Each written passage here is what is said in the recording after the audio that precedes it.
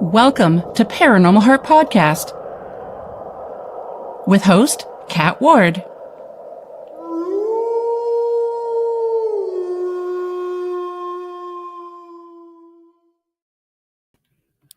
Hello, my haunted hearts. Welcome to Paranormal Heart Podcast 8th year celebration. You know already, Paranormal Talk with Heart and Soul. Tonight's segment is streaming live on United Public Radio Network, 107.7 New Orleans and 105.3 the Gulf Coast, YouTube, and any place you find your favorite podcast. Thanks so much for spending your time with us. As always, looking for another great podcast? Join my friends Justin Cancelleri and Eric Skerback on Paratruth Reborn. Explore the mysteries beyond the veil every Tuesdays at 10 p.m. Eastern on UPRN Network, YouTube, and wherever you listen to your podcast. So, folks, tonight we celebrate 8 incredible years of exploring the unknown together. Thank you all for being part of this journey through mysteries, monsters, and the things that go bump in the night. If it wasn't for you, my amazing haunted hearts, I really wouldn't still be here. And for this special anniversary episode, we're joined by none other than researcher, investigator, and my dear friend, the SquatchFather himself, Al Santariga. So get ready, because the veil is thin, the stories are real, and the adventure continues. Welcome, Al. Hey, Kat, congratulations on 8 years. I can't believe it. It went like that, man. I know. Fast. Thank you, kind sir. Yeah, I remember. It's been fun. I remember for years you and Brian Bowden were saying, and Jim Mallard were saying, you should do live and you should do video. And I'm like, no. And here I am on the network. That's amazing. You've come a long way, baby. Thank you. Yeah. Wow. I'm just going to take a couple minutes for people to pop in. We have Absolutely. Heidi, my girl Heidi. Yes, she's an amazing supporter of all the shows on the network, and she's a dear friend. Heidi. Yes, Heidi, ho. Much from Boulder, Colorado, she says. Wow. Nice. Yeah, Heidi and her granddaughter, Audrey, they listen to the show. And I really appreciate their support and everyone who listens to the show. I mean, this is amazing. I can't believe 8 years. You and I were talking about before we started recording, or before we went live, that you said you remembered me as the news girl on Arizona Tramp's show. Yep, 3-minute segments. I remember giving you some weird news too stuff. Yes. And it's funny whenever, so folks, Arizona Tramp had a show called Black Swamp Digital Radio, and he asked me many years ago to be the news girl, and he wanted weird news. So every time I would Google the weird news, I would say 9 times out of 10, it was some guy from Florida. What is with Florida? Yeah, there's a lot of strange stuff going on in Florida.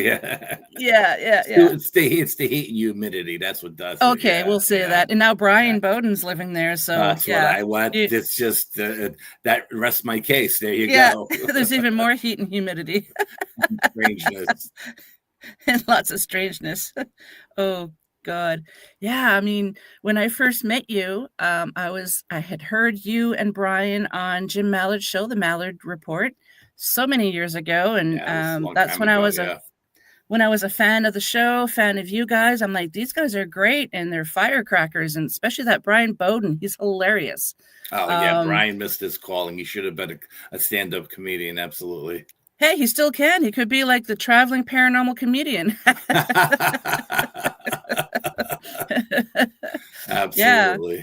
So yeah, I went from fans of the show and you guys to friends, dear friends, and I've had you on the show quite a few times, even before I joined the network. So thank you so much for your support. And I remember in the beginning of the show, you so wanted to give me feedback on the episodes, but I remember you saying, I don't want to lose your friendship, Kat. And I'm like, that's not going to happen, Al. I need to know how I need to improve. So please tell me, give me constructive criticism, and you haven't held back since. And I really, really appreciate that.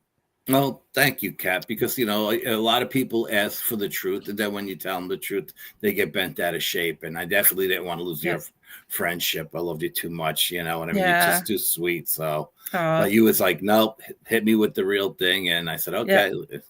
And you always took all my advice to heart, and you always listened.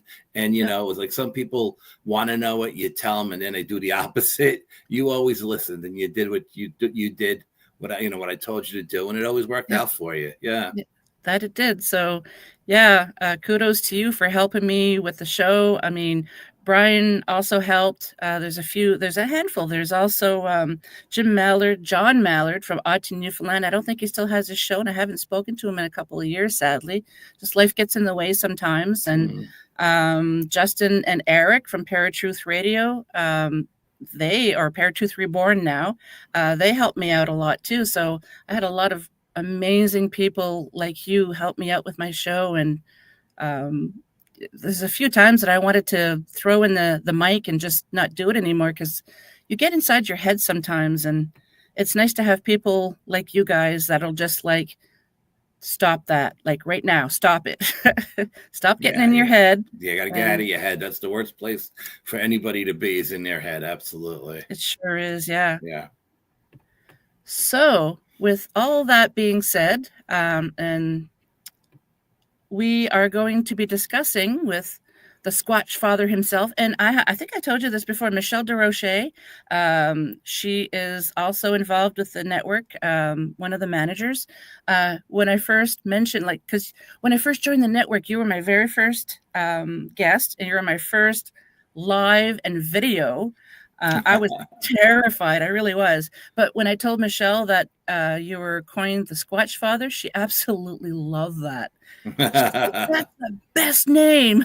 Well, I could thank Chris Reinhardt for sticking that name on me. Yeah, nice. So he was the one who came up with it, and it just stuck. So I just left it. I was like, okay, whatever. It is what it is.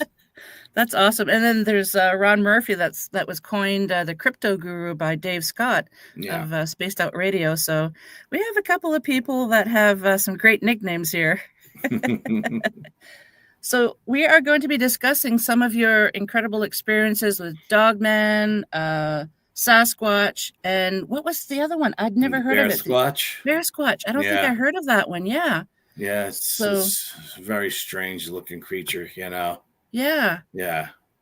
So, folks, I am going to try and put up some videos and some photos that Al sent me. I've never done this before. Michelle had taken care of that for me before in the past. I think I did it once.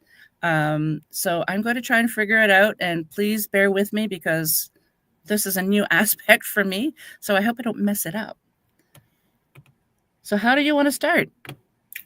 Wherever you want to start, I'm easy. Whatever, just pull something up and we'll go from there. Okay, well, let's try. God, I hope this works.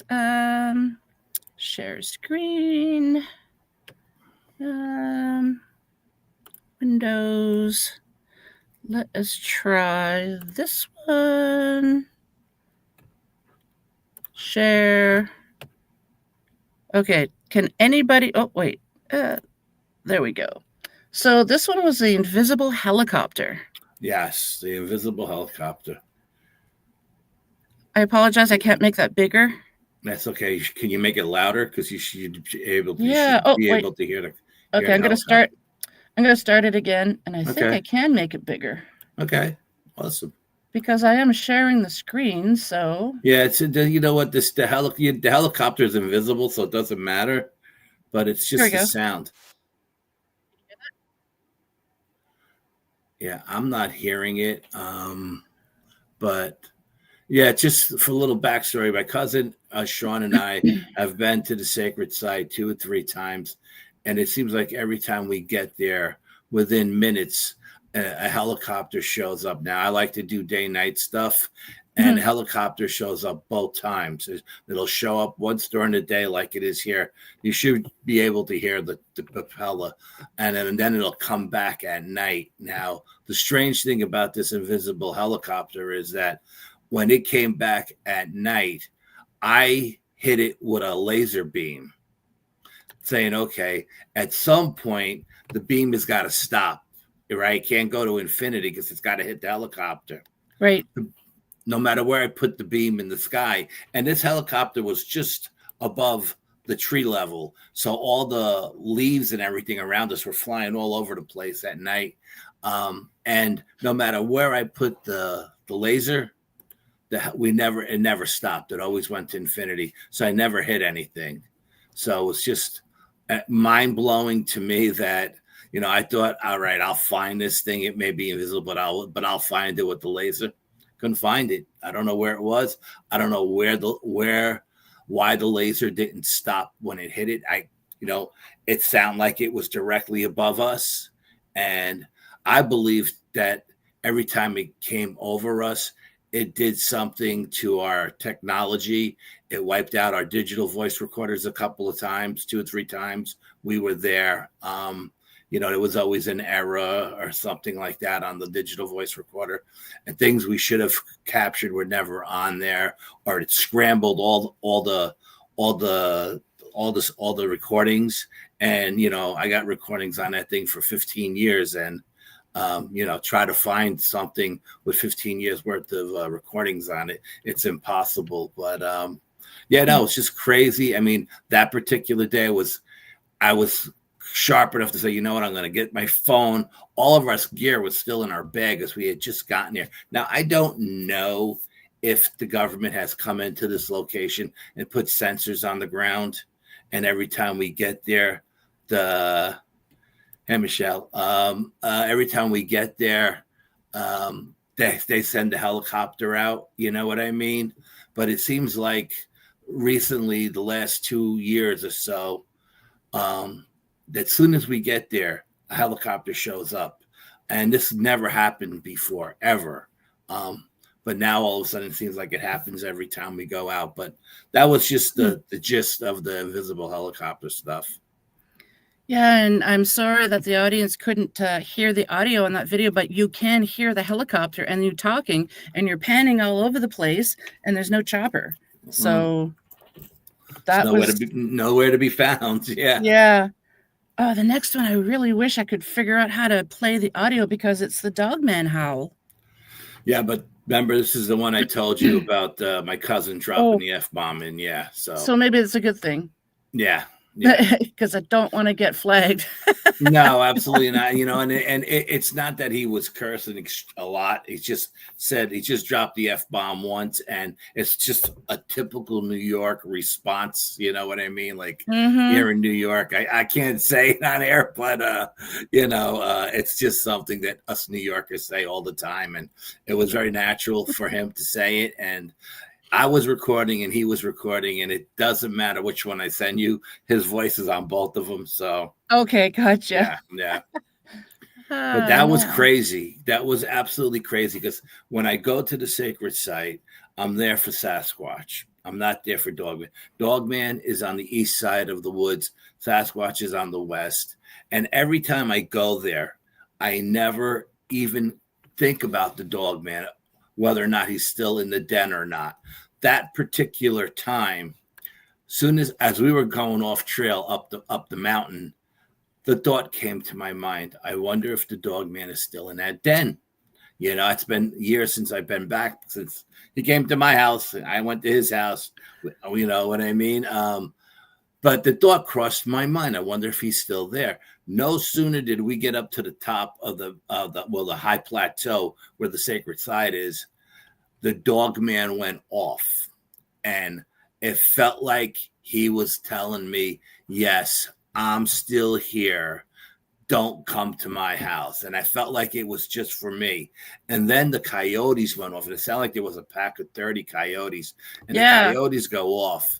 And about a minute into the recording, my cousin Sean was a little quicker than me. We were working with our phones, and when he on his recording, you can hear the tail end of the Dogman finishing the very first time, and then the coyotes come in, and then about a minute in or 50 seconds into the recording, all the coyotes are going off, and the Dogman comes in again, but inside with all the coyotes, and it's such a louder, deeper kind of howl. You can't mistake it. You know what I mean? And everybody I send it to hears it, so it's not just me. And it was very, very strange. That was just very, very, I mean, so I've come to the conclusion that UFOs, cryptids, and ghost all can hear our thoughts. Okay. Yep. And I come to this conclusion because of the very first time. I didn't send you the video, but I got a video.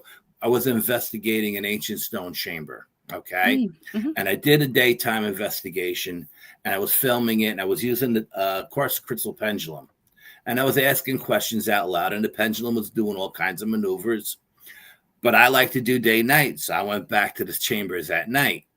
And when I went back to the chambers at night, the thought came to me, put the quartz crystal pendulum on the camera tripod, put the tripod inside the chamber, go outside, film with the camera, and ask questions telepathically.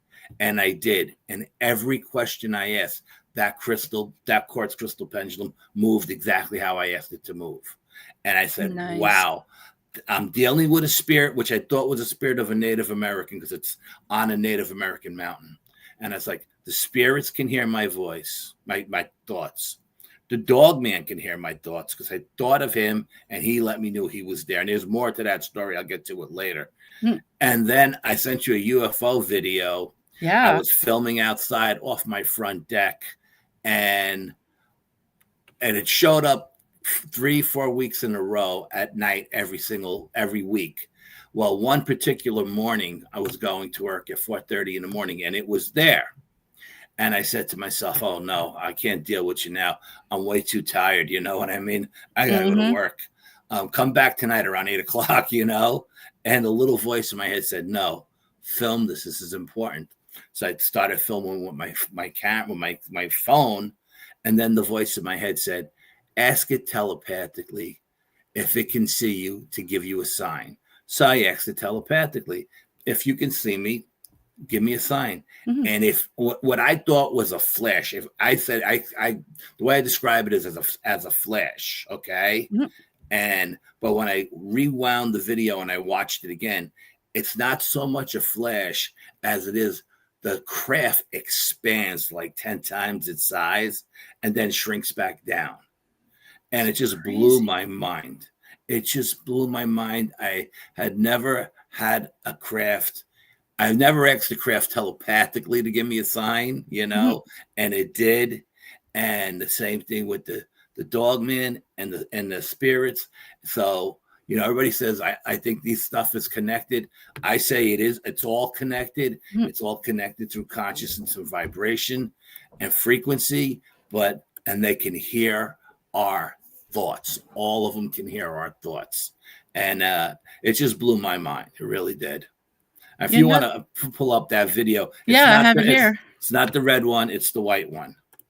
Yeah, and unfortunately, I'm not going to have sound, I don't think. So share your screen. There's really no sound. I didn't do any narrating. I just filmed, you know. I tried to be as quiet as possible and keep the camera as steady as possible. Okay, here is There it is. Whoop, there it is. Here we go. Now, at one point, it's going to drop down, and then as it goes back up, it's going to flash, for lack of a better definition. Look at that. Wow. That's when it gave me the sign. And when I tell you, when you blow that up and you look at it, it gets so much bigger than that point of light in the sky, you know? That's crazy. Yeah, that blew my mind too. That was every time I think there's nothing else to experience, something happens that blows my mind and it sucks me back in, you know. For those watching the video, forgive me for turning my head to the left. I have another screen over here that I'm trying to show photos that Al had sent me in videos. So I do apologize for that. Okay. Oh, I just want to give a little special shout out to Sabine Blais and give her a little promo here. So I met her this year in August. She is in the Ottawa-Gatineau area here, Gatineau, Quebec. She hosted the first of its kind of the Sasquatch conference. And I had her on my show before the conference, and I went to it, and there was a good turnout for the first event. And Al, as you probably know, in Canada, we don't have events like that.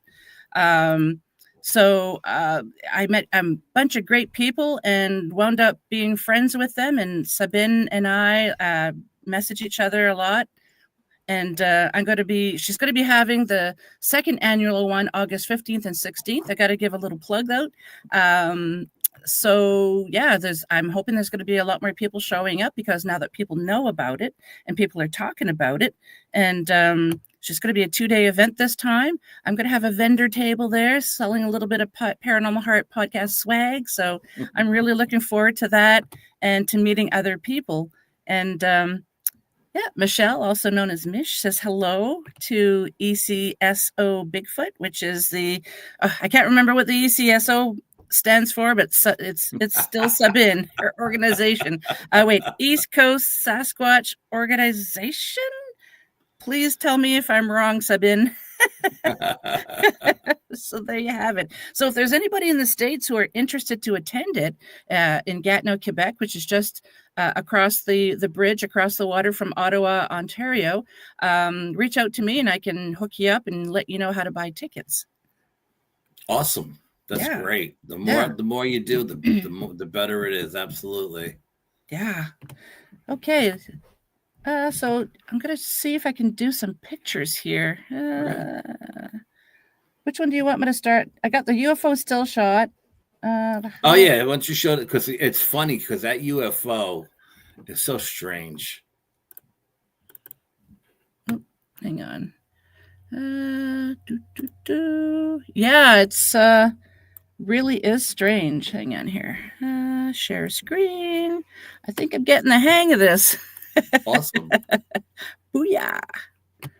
And put that in. So that is the UFO. Yeah, that's the still shot. Yeah. Now, let me explain something. In the other video I sent you, the way I described the red UFO, it looks like a germ underneath the microscope to me. Okay. Yeah. And it's spinning it in counterclockwise. Okay. Through the camera, when I took the still shot, it kind of looks like a triangle with an orb in the middle. Okay. Through the full spectrum camera, it looked like it looked like a squid in the sky with tentacles. Yeah. So every time we looked at it through a different spectrum of light, because it came back 4 times, and by the time it came back the 3rd time, I had all the cameras set up on the deck, full spectrum, thermal, everything. The only spectrum of light that it didn't show up in, and this is going to blow your mind, was thermal. It did not show up in thermal. Well, that is really odd. Blew my mind. That was the one spectrum of light I thought for sure it would show up in, but it didn't show up in thermal. Showed up in full spectrum, showed up in regular light. It showed up in infrared, but it didn't show up in thermal. Huh. Yeah, isn't that crazy? Because even go ahead. No, saying like now when I look at that thing there, it looks like almost like a triangle to me with an orb in the middle, But like again, Eric said, no matter what spectrum of light you looked at it constantly changed. If you show the video now with the red orb video, you'll see it looks like a germ spinning counterclockwise under a microscope. It's ridiculous. Looks like something out of Stranger Things. Maybe. It was pretty strange. No kidding. Yeah. Good grief. Okay, let's see if I can do another photo here. Did you want to talk about anything? Oh, Bigfoot nest. Did you want to talk about that before? Yeah, whatever. Okay. Share screen. Window. Oh, wait. I should probably bring up the photo first. Okay, there we go. Share screen. Where is it? Windows. Share. There we go. Okay.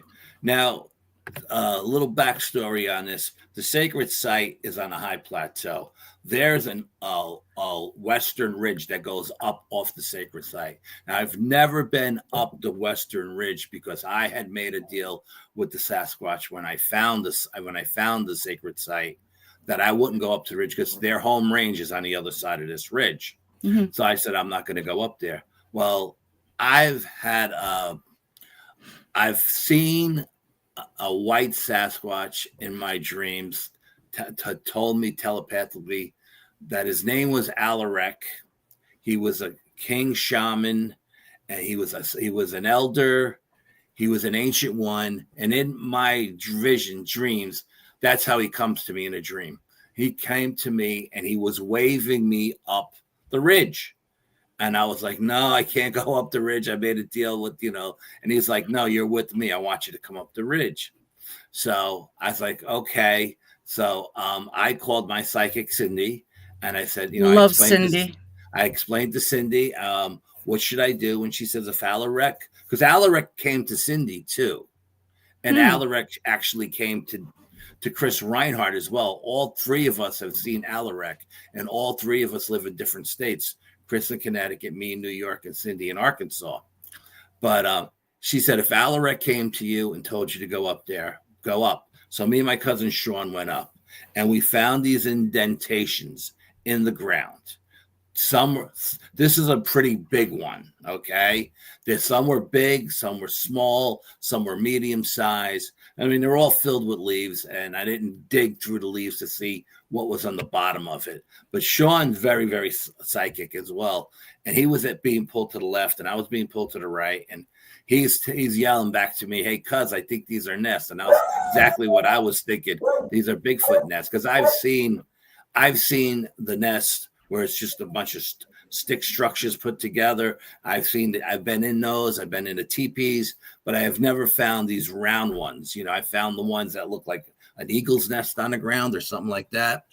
But as we're looking at these things and we're taking it, I don't know if I sent you a bunch of pictures, because I took a lot of pictures too, because I said, listen, I want to show a lot of different angles so people just don't think there was a tree here that fell down and left this giant hole, or there was a giant rock there that rolled down off the cliff and down into the sacred site. So I wanted to debunk a lot of, and if anything, anybody had anything to say about it. So, but it didn't dawn on me. I didn't see it until I went up to the very tip of the Western Ridge and looked back. And when I looked back on it, Sean was in the front of all the nests, and the little light bulb went on.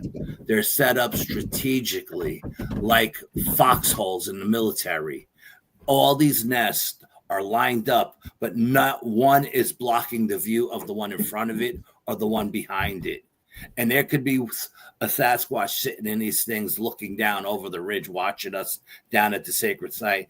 And if we looked up, all it had to do was lay down, and we would have never seen it, But they were very, very strategically set up. And that's what really set the alarm bells off for me, that these weren't just holes all over the top of this mountain, that these were nests, and they were set up strategically. Very, very strange. Absolutely. Yeah, I think you had only sent me the one. That's it? I only sent you one? Oh, I'm sorry. I think so, yeah. No, it's okay. Wow, that's so, folks. Al and his compadre Brian Bowden, you guys have always had such encounters with pretty much everything, like ghost, Bigfoot, dogman, UFOs, like you name it, orbs. It's just crazy. I mean, I'm still waiting for stuff like that, but again, I don't go out looking for them like you guys did. Yeah, well, I mean, Brian and I, ever since Brian moved to Florida, we don't go out anymore. But yeah, it's too bad. We definitely have an energy. Individually, we have our own energy and together we have like a really powerful energy. We've chased spirits through the houses, like I felt like something was dodging me and it was running towards him, and then it would see him and stop and go back the other way, and I'd be coming around the corner. We chase stuff all over a lot of different locations, but yeah, when we're together, we definitely have, our energy is twice as strong. And but the same thing with my cousin Sean. Being with my cousin Sean, the very first time I was with him, not knowing what he's going to, how he's going to experience it. We were up at the sacred site, and we had all kinds of crazy stuff going. Way too much to get into here, but I felt fear start to rise up in him. I felt it rise Brian? up in no, sorry, your Sean. cousin Sean, yeah. And I felt it coming up his legs. I felt it, and this fear coming. And I was just about to turn to him to tell him, Sean, push it out. Don't let this overtake you. Mm-hmm. And before I could even open my mouth, he had already pushed it out. Oh, good for him. And I said to myself, wow, this is very impressive for a 20-year-old kid. Experience everything what we've experienced. Okay. Mm-hmm. Now I'll talk about the bear squatch at this point. Yeah. Cindy called us and said, I see something that looks like a bear squatch. It's got a head of a bear, but it's built like a Sasquatch. She goes, it's very, very dangerous. It's not from our realm. It's going to come through tonight. You got to understand, the night we went out, there was it was 1% of the moon, but there was I think there was a lunar eclipse that day, and then 1% of the moon that night. I like to go out on nights where there's a celestial events happening or just strange stuff in general, because most of my stuff now gathers around frequencies and stuff like that, and vibrations and stuff like that, because I like to incorporate stuff to change different frequencies and change the readings. I do like 250 readings every time I go out, and I do it like 10 times because I'm always incorporating stuff in to see how everything changes, all the readings change. Yep. So we're sitting there and we got glow sticks, different color glow sticks set up all around us. Yeah. And directly in front of me is one yellow glow stick. Now, the pack of glow sticks only had one of each color in it. Mm-hmm. So we're sitting there, and I'm looking about 50 yards away in the darkness, and I'm seeing something, but it's not quite computing. So then the little light bulb goes off, and I says, why am I seeing 3 yellow glow sticks in front of me? That doesn't make any sense. So I call Sean over. I said, Sean, what do you see over there? I'm not going to, I always ask people what they see, because I want to see if they're seeing the same thing I see. Yep. Mm-hmm. And he says, I see 3 yellow glow sticks. I said, explain to me how there's 3 yellow glow sticks over there when there was only 1 yellow glow stick in the pack. And he was like, oh, yeah, wow, that's strange. So now we're not thinking about the bear squatch at this point, because we've had a lot of stuff happening to us over the time we've been there. And this place, it really messes with your head, the energy at this location. So Sean says, well, let's go over and see what it is. Absolutely. Let's go. That's what we're here for. So we get up and we put our headlamps on flood, and we're walking over. And as we're getting closer and closer, now all we have are 18-inch machetes and 10-inch survival knives and bear spray. I don't let anybody carry firearms. And we're getting closer, and as we're getting closer, 2 of the yellow glow sticks blink. Oh, no. And so I stopped Sean, and I said, he goes, what was that? I go, I don't know. Let's change these flood lamps into spots, because now we have very powerful spots. Our spot lamps could go like 700 feet or something like that. They're ridiculous how powerful they are. Yeah, so we turn them into spots, and we look. And as we're looking, we see these 2 yellow glow sticks start to rise, and they're going up and up and up and up and up. And we're looking at it, and we're like, what are we looking at? And we realize, oh, it's the bear squatch. It looks like a bear, but in a Sasquatch body. Now, this thing, Sean's like, what do we do? I said, well, we back out of here slowly. Let's back out slowly, because Cindy said it was, dangerous. And Sean was there when I called Cindy at the sacred site, and she gave us the rundown. So he heard everything she said, so he knows it's dangerous. And we start to back out, and this thing looks at us, and it has this weird look on its face, like it's scared of us. Maybe he thought we were cyclopses, which is one bright eye. I don't know, but it turns to the left, and it runs north up the western ridge, along the western ridge. And there's a 3-foot wall on the other side, on the west side of the ridge of the sacred site. It's like 3 feet high and 2 feet wide, and it's all stones. It's been there since the Revolutionary War. You know what I mean? And we hear this thing, which we thought jumped over the wall and started taking trees down on the other side. So as this thing is leaving, I say, okay, let's call Cindy. We call Cindy. She says, okay, it's time for you guys to go.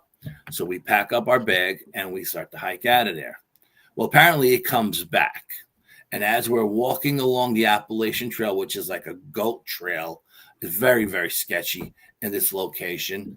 As we're walking along the trail by a lake, it's a 52-acre lake, a rock gets thrown at us from on top of the mountain, and it goes into the water.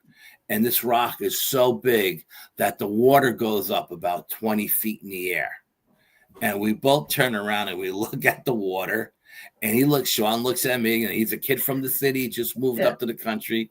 And he goes, what was that? And I said, Sean, that was a beaver. And he jumped into the water and he splashed its tail, and the splash went up. Meanwhile, I'm looking up the mountain to see if I could see eye shine, because I know this thing came back, And we hiked out of there and we got to the car. He goes, was that really a beaver? And I was like, no, absolutely not. That was the bear squatch. He came back and he threw a giant boulder at us. But I sent you a video. So next time we went back, we did a day night thing, and we went over to the northern wall, just to see, because I wanted to see all the trees that it sounded like it took down. But it didn't take down the trees. It took down the top of the wall. And this wall has been there for hundreds of years. And Sean's standing in front of it, and I'm filming and I'm explaining about what happened. So if you want to show that video, yep, I have it ready to go. How thick that wall is. And again, there's no audio for the audience. I do apologize for that, but yeah, it should straighten out. Yeah, there you go. That's my cousin Sean, and that's the wall. Now that wall has been there since the Revolutionary War, and you can see how thick it is and how high it is. And there's no rocks on our side of the wall. All the rocks are on the other side of the wall. So it went that way. Yeah. It went that way. And there's no trees down on this wall, except for this one little tiny branch that couldn't even do any damage to that wall. To show that maybe a tree fell down and took the wall out. No, there's no trees anywhere around there. Big enough trees. Yeah, no. I mean, that was just, I was trying to show you on both sides of the wall. That's about like a 10-foot space too. So when it jumped over the wall, it must have hit with its feet, hit the top of it. Yeah. And it took down quite a bit of wall, believe me. And those stones are big. And I'm showing you, there's no down trees anywhere, And just amazing stuff, because we could have never seen that night because it was so dark, and we weren't going to actually go looking for it once it ran off. We went the other way, it was time. Once Cindy says it's time to get out of there, we get out of it. We get out of Dodge. Yep. Yeah. Yeah, that's crazy. I mean, I've jumped over things and hooked it with a foot and tumbled, so. Yeah.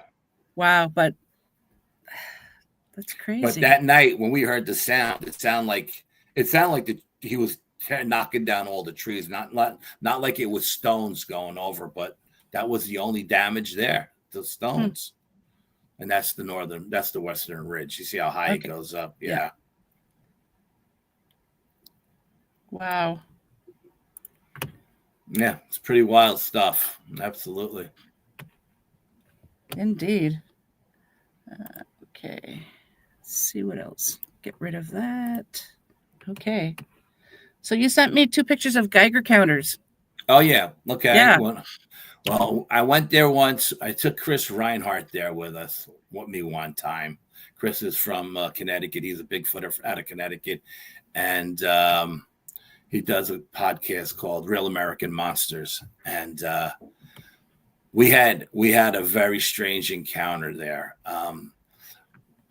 There was some kind of wispy, smoky thing flying around up in the sky, and then it flew up into the trees, and Chris got cold to the core and he couldn't get warm, and we had to leave because he just couldn't get warm. It was still daytime out, I was sitting there in a down vest sweating, and he had a heavy hunting jacket on and his teeth were chattering, So I was like, okay, let's just go, there's no, because I wanted to be there day and night, but something had attached to him. And so Chris said to me when I was going with Sean, do me a favor, take your Geiger counter. and read the Geiger counter, do a reading at base camp, because that's where we were at base camp, and see if there's any radiation there. And then when you go up to the top of the ridge, do a reading up on the ridge and see if there's any radiation up there. Because we know when the portals open up, the radiation level goes through the roof. Mm-hmm. So I did 2 readings with my Geiger counter, one at base camp and one at top of the ridge. And the radiation was so low, it was just ground radiation. It wasn't dangerous at all. It was very, very mild. And nothing ever opened up that night. We've never, the Geiger counter never went crazy, And I've been to this location at times where, like I said, there's a 52-acre lake there. And there was a time where I was standing in the mouth of the lake with my Geiger counter, and the wind was blowing towards me. Then I went to the east side of the lake, and the wind was blowing towards me. Then I went to the north side of the lake, and the wind was blowing towards me. And I went to the west side of the lake, and the wind was blowing towards me. And I was like, explain to me how the wind follows me all the way around this lake. This doesn't make any sense. Even the wind was a SquatchFather. It's just a place of high. Cindy says she's never experienced a place like this in her life. She said the energy there is off the charts, and it's very, very strange. And there's portals and all kinds of stuff go through. Yeah, you can see it's 0.27. And I think that was at base camp, because I think, that was up on the ridge. It was even weaker at 0.05. So nothing really, nothing to be, concerned about, at either one. Yeah. But Chris asked me to do it, so I did it, and I screenshot it, and because he wanted to know, Now I don't know what it was. The dad was there with him, We didn't take the time to do a radiation check, but we'll take it with us from now on when we go, Absolutely, yeah. My daughter collects stones, like crystals and stuff like that, and my husband 1 year bought her things from the periodic table. Mm-hmm. And then he bought her a Geiger counter just to make sure that nothing in her collection should not be there. Yes, absolutely. So, I agree. Yeah. So far, so it can be used for very like a wide variety of things. And I don't take souvenirs when I do any investigation, no matter where it is, if it's cryptids, ghosts, or UFO kind of things. I leave everything where I find it. I don't bring anything home with me. I don't take anything from any locations. I've heard too many horror stories, and so that just, if it's very interesting, I'll photograph it, I'll video it, I'll check it with the thermal imager and all kinds of stuff, and I'll hit it with all different kinds of light stuff, different kind of light spectrum cameras and stuff, but I won't take anything home. Yeah. I think that's very smart, because you hear, especially when people go visit the Mayan temples and people take things from the temple, and then apparently they get a lot of mail of bringing things back and saying, we're really sorry, because they've had some strange things happen. I had a friend of mine. We went to Gettysburg, and they brought home a souvenir, and they had to mail it back to Gettysburg, because ever since they brought it into the house, it was nothing but, dark stuff happening in the house. And she was like, I don't want this here anymore. She's a paranormal investigator. She knows what she's doing. She's got a lot of time under her belt, but she was like, Al, this thing was nothing but dark energy. And she said, ever since she got it out of the house has been nice and calm and relaxed now. That's good. Yeah. And sage advice. So for the audience, if ever you go to places like this, unless it's specifically gifted to you by certain individuals, please don't take things like that as souvenirs. Yeah. Souvenirs are a bad idea. Absolutely. Yeah, exactly. Yeah. And I tell a lot of Bigfooters too, I think ghost hunters know to protect themselves when they go into haunted locations, but Bigfooters just think they're going into the woods. And I always tell them, protect yourself spiritually and physically, before you go in, because there are more things in the woods than your mind can ever wrap its mind. You could wrap your mind around, and you don't ever want to bring anything home with you or rub something the wrong way or get an attachment of any way, shape, or kind. I said, I sage before I go in. I sage when I come out. I sage my equipment before I go in. I sage my equipment after I leave, because I'm using my equipment to capture evidence, and I don't want anything to get attached to it. And and the same thing with those haunted house those Halloween haunted house places or cemetery tours. Always protect yourself when you go in, because I've heard horror stories about both of those kind of locations where things get attached to people. So please, always don't it's just there for fun. It's a fun night. Yes, it is a fun night, but there's also dark stuff that gets attracted to those locations. So absolutely. Yeah, like you said, you can have all kinds of fun with people that you're with, but you also have to be you have to take all these precautions. Yeah, you have to be vigilant. Absolutely. Yeah. Yep. And when people say that they don't believe that Bigfoot and those things are in the forest because they've never seen it, well, as a kid and when my kids were smaller, we'd often, as a family, go for walks in the forest, and we know there's bear around here, there's deer, there's fox. Those. How many times have we actually seen them? We haven't, but we know they're there. Yes, absolutely. Yeah, and they know we're there long before we could even see them. Yeah. So as a matter of fact, the night we left after the Dogman screamed at me, right? Mm-hmm. We were there. There was a full moon that night, and it was there was a solar eclipse during the day, a full moon night. I happened to be on Halloween, so had all those things going on, all the different energy, and I was all amped up. The full moon really had me amped up. I did not want to leave. I would have stayed there till dawn, but my cousin was getting cold and he wanted to go home. So we're leaving. We hike down off of the high plateau, which is like a mile off trail, straight down to the Appalachian Trail. We get down to the Appalachian Trail, and it's just a small little trail, one person at a time kind of thing. And it's when you come off the high ridge, it leads you to like a little hill. So we get to this hill, then we make a right, and we go down the hill towards the lake. And as we're walking along the lake, maybe 50 feet from the top of that little hill where we were just at, the Dogman screams at us again. At this time, it goes right through my cousin Sean, and it goes right through me. And I turn around slowly to look at my cousin Sean, and his eyes are as big as saucers, and he's like, Dogman, and I'm like, yeah, Dogman. So we turn around with our headlamps, because we had him on flood at the time. I said, put him on spot, because if this thing wanted to, it could have jumped down off that little hill onto both of us and took us both out. We turn around with our spotlights on, and we're looking, because I expected to see it standing right there in the middle of the trail, screaming at us. That's where I expected to see it. And it wasn't there. And I was like, well, okay, maybe it jumped down behind a little stone wall that's there. Stone wall we've seen in the video. Mm-hmm. I said, maybe it's jumped down behind that to hide, or it jumped down off the ledge of the mountain, and it's hiding in a little crevice on the mountain. So these are the two things that are going through my mind. And I was telling this experience to someone else, another researcher, and the researcher says, Al, maybe he was standing there and he was just cloaked and you didn't see him. And I was like, that thought never crossed my mind, that it could have been standing there. But as we were turning around with the spots, it went into some kind of invisible clothing kind of device.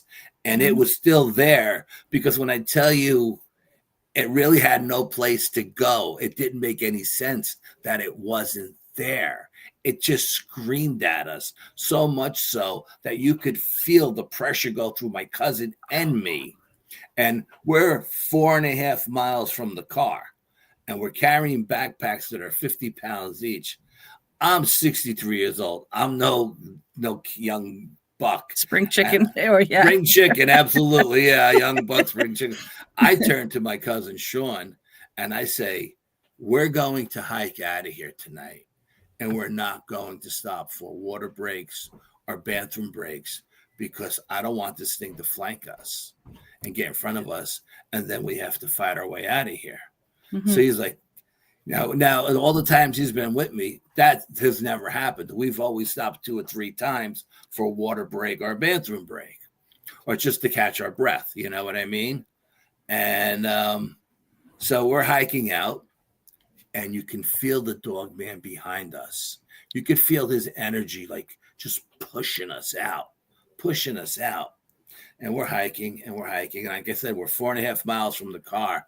And I'm thinking, oh, God, don't let this thing flank us. Please don't let it flank us, you know? And the last thing my cousin's father said to me before we left is, bring my son home in one piece, you know? So I'm like, please don't let this thing flank us, you know? And as we're going, we're about a mile from the main road. I see yellow eye shine to my right off in the woods at about the 6-foot level. And I'm like, oh, Jesus, it's in front of us now, right? So I stop. And I stop Sean and I say, tell me what you see over here. And he looks over there and he says, I see yellow eye shine. How high do you think it is? It looks about 5 or 6 feet high. That's what it looks like to me too.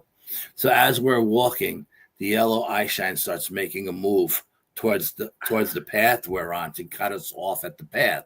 I'm like, oh, Jesus. I go, Sean, pull out your machete. Pulls out his machete. I pull out my machete. And this giant buck comes out of the woods. It's the biggest deer you ever seen in your life. Looks like a moose deer, but we don't have moose deer in New York State, right?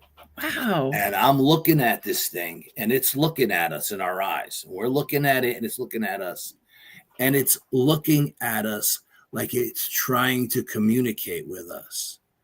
And we're laughing hysterical because this thing is looking at us like it's trying to tell us something. And we're laughing so hard that we forget about the dog man. Dog man is the furthest thing from our mind because we don't know what we're looking at. So Sean is like, is this how deers act? And I go, absolutely not. They usually hightail it out of there when you get too close. So I said, let's just keep walking and see what happens. And as we're walking, it's just standing there blocking the road.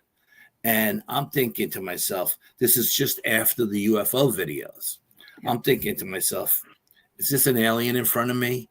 And it's putting the image of a deer in my head, you know? And I'm like, Sean, what are you seeing? And he's describing everything I'm seeing. I was like, but it doesn't make any sense. And then it walks past us and it goes onto the trail on the other side of the path. And as we start to walk past it, it comes back out and it's looking at us. And it's like, you know, you guys are not getting the message. And for some reason, we're not syncing up whatever this thing is. It's so close to me that I can pet it. Okay. That's how close it is. And we don't know what the hell we're dealing with. So eventually it just turns and walks off into the woods. We get to the car. I call Cindy at 3:00 in the morning and wake her up. She's like, why are you calling me at 3:00? And I says, you don't understand. Something crazy just happened. And I explained it to her. And she said it was a guardian of the woods. That's what I was thinking. And it was there to let you pass and to stop the dog man in his tracks. And I'm like, Cindy, yes, this thing was huge. And it had a rack that was humongous. But I don't know if this thing could beat a dog man. You know what I mean? And Cindy says, Al, what you were saying may not have been what the dog man was saying. May have showed it to you in a way that it wasn't going to scare you, but it may show non-threatening. Itself to that other thing as maybe a Sasquatch or another dogman. Who knows? She's like, and I was like, yeah, because the dogman did leave once that thing came out of the woods. And we were just like, when we got to the car, we sat in the car for like an hour and just tried to figure this thing out. It was just absolutely nuts. Absolutely crazy. So Mort would like to know what Chris's podcast name is again. Real American Monsters. Okay. He's on Doug Highcheck's network on YouTube. So that incident with the dogman, you weren't as brave as Brian was when he marked his territory right in front of it. Yeah, Brian marked his territory. Yeah, Brian didn't go to the bathroom. When he went to the bathroom, he would have pissed in his pants. Yeah, believe me. And I couldn't get him to get in the car. No, I wasn't scared. Like I wasn't afraid for my life. Mm-hmm.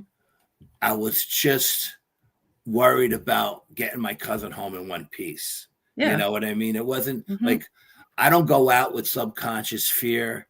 I won't let that seep into my head, no matter where I go or what I'm doing. Cindy drilled that into me from day one when we started the team.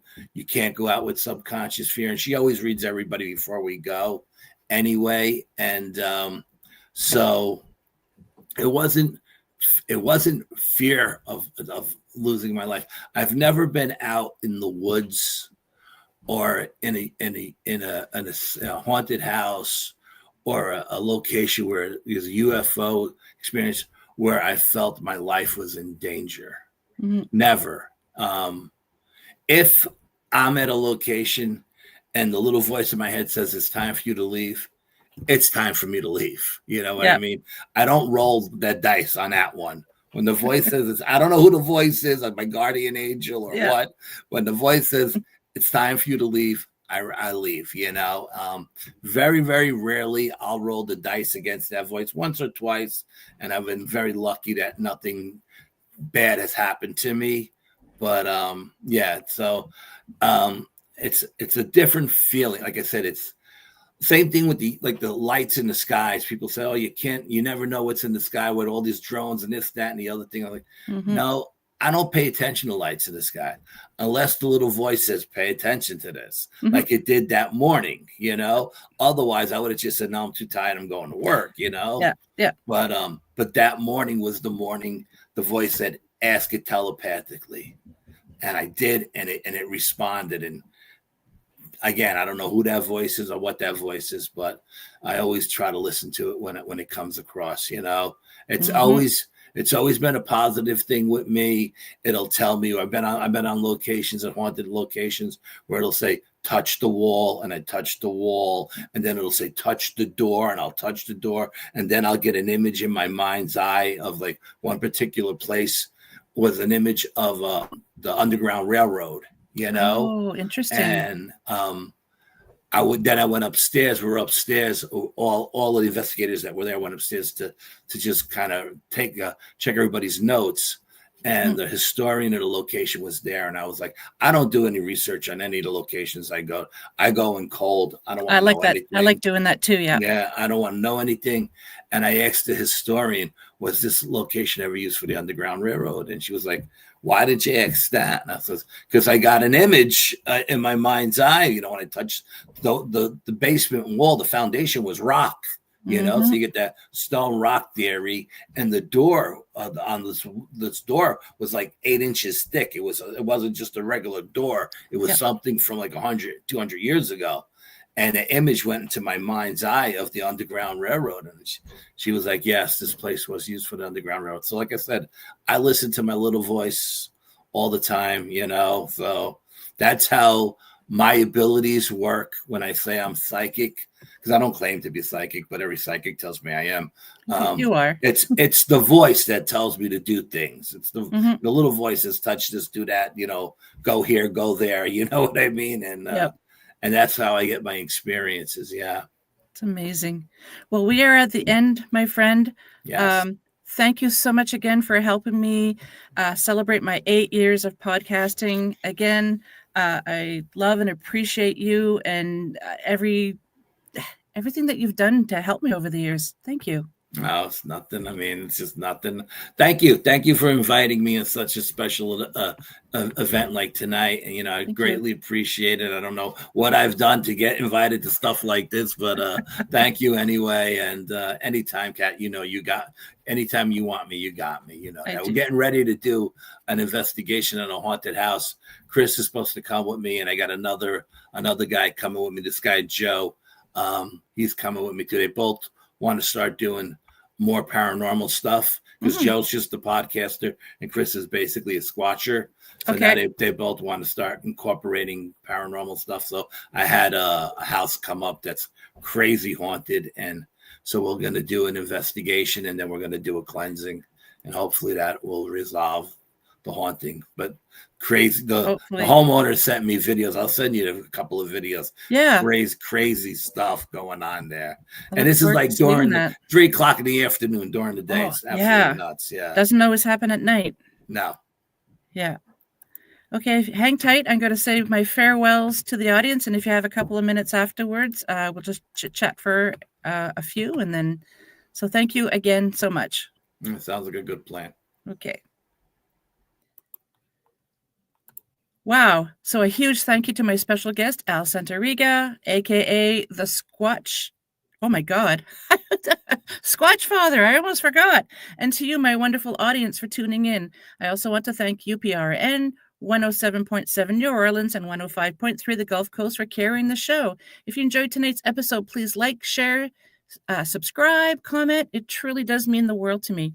And if you want to be on the show, or you have any comments, you have guest ideas, drop me an email at paranormalheart13@gmail.com. Until we meet again, my haunted hearts, take care of yourselves and each other, sending you all much love.